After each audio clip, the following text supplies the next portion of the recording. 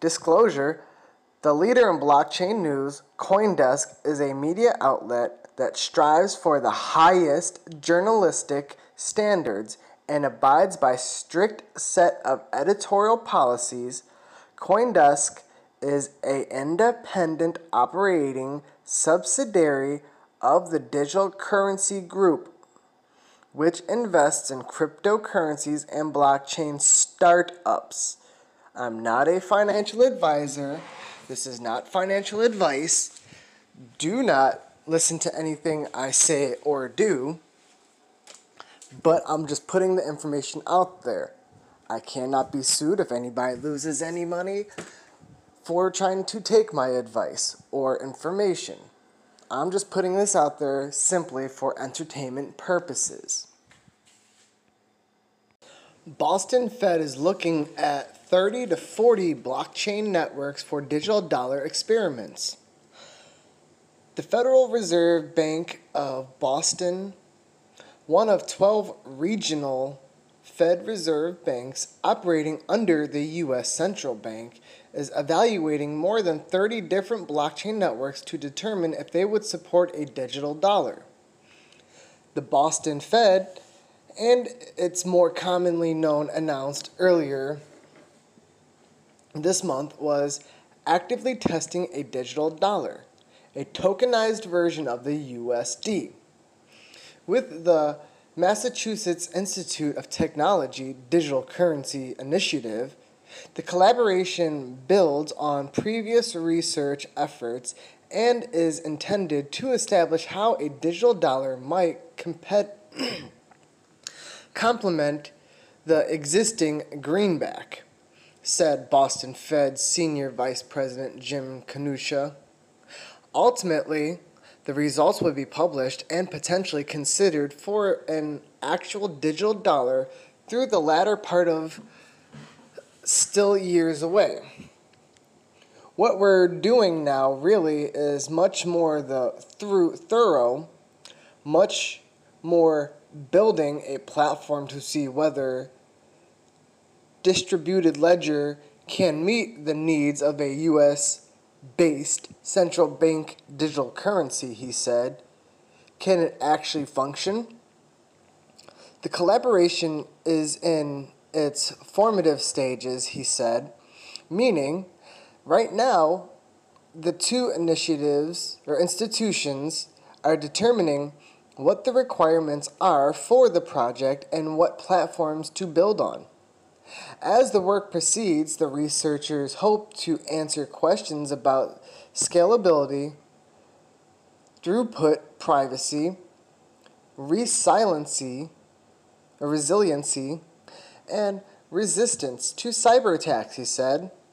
I would think probably looking at 30 to 40 different either open source or private solutions at a very high level first, and then doing a deeper dive in a few of them because we're in the early stages of this and we want to make sure we have the broadcast very possible, Kanua said.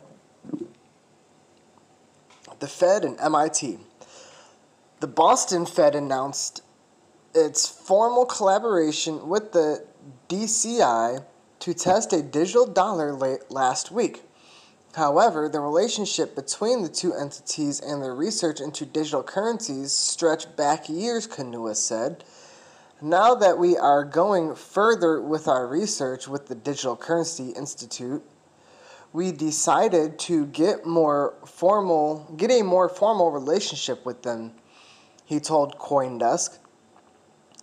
Nia Narula, director of the DCI, and research scientist at MIT Lab, is a neutral research institution. Researchers on the project will implement different designs which Narula hopes to provide concrete data and options for policymakers who are considering whether to move forward with the CBDC and what trade-offs might exist with one model or another. We're excited about this collaboration because DCI's goal is to answer the fundamental questions necessary to determine under what circumstances a CBDC is a good idea and how we might deploy one, should a central bank decide to do so, she said. Working very closely with one of the largest central banks in the world is incredibly helpful in terms of getting real-time input on how to frame and answer these questions. For the moment, the research is exploratory and focused on technology aspects rather than policy. Bob Bench, Assistant Vice President at the Boston Fed, told CoinDesk the U.S. might have a different view on policy or other issues than other nations do. So the research effort has to consider what privacy measures it can take. As one example, even basic questions such as which program language should be used are up in the air, he said. These are some of the issues we're thinking about at the core level before we even start thinking about the user interface, he said. Kanua said the goal is to publish joint research over the next 2 years to ensure anyone else looking at CBDC can learn from the collaboration work. We hope to create an open source code base that supports multiple trade-offs and will be useful to anyone who is interested in building, testing, and deploying central bank digital currencies, Nurullah said. Designs need a number of factors will be considered during the research efforts, Nurullah noted. That a retail-focused CBDC would need low latency and high throughput, meaning it would need to be able to process a large number of transactions per second while remaining secure.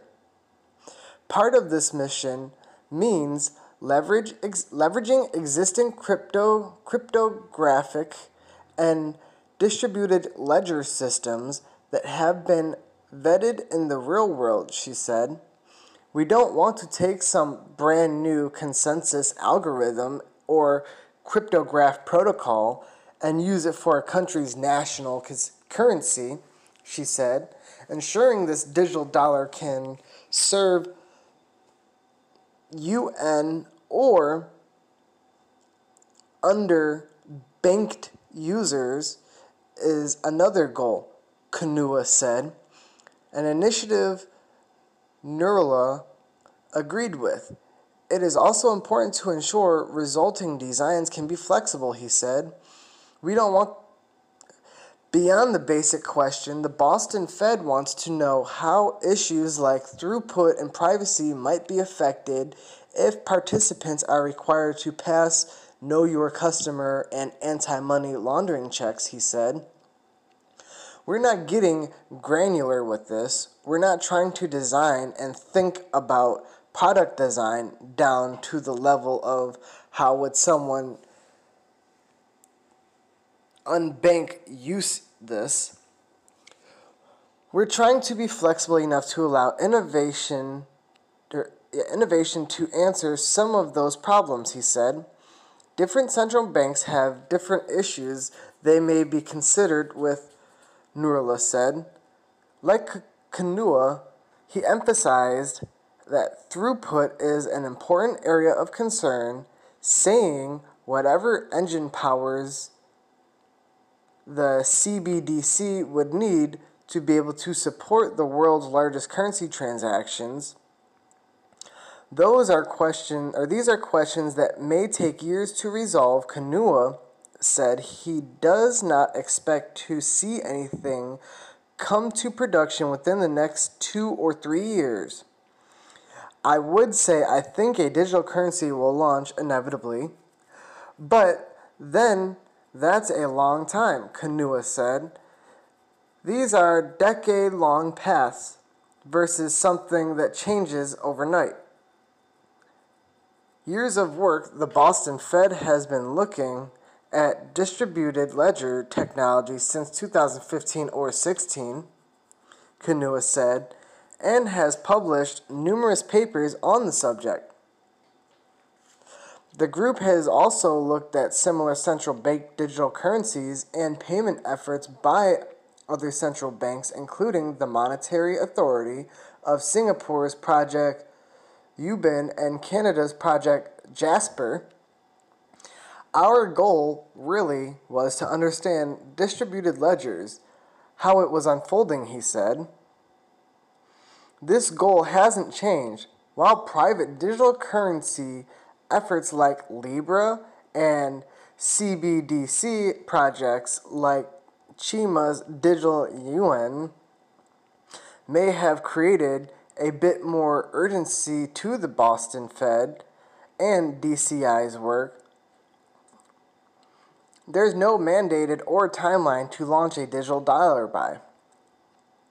It just creates more interest in the project, Kanua said. In other words, he does not see the new collaboration as being a competition between the U.S. and Chima or the U.S. and the Libra Association.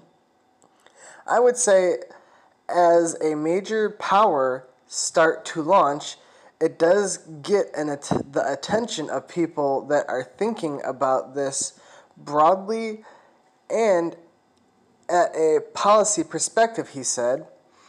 If anything, the fact that there are now multiple efforts underway to create mainstream accessibility cryptocurrency might just indicate that distributed ledger technology actually may have legs, and as the potential to be incorporated into payment and monetary systems, infrastructure, and the future.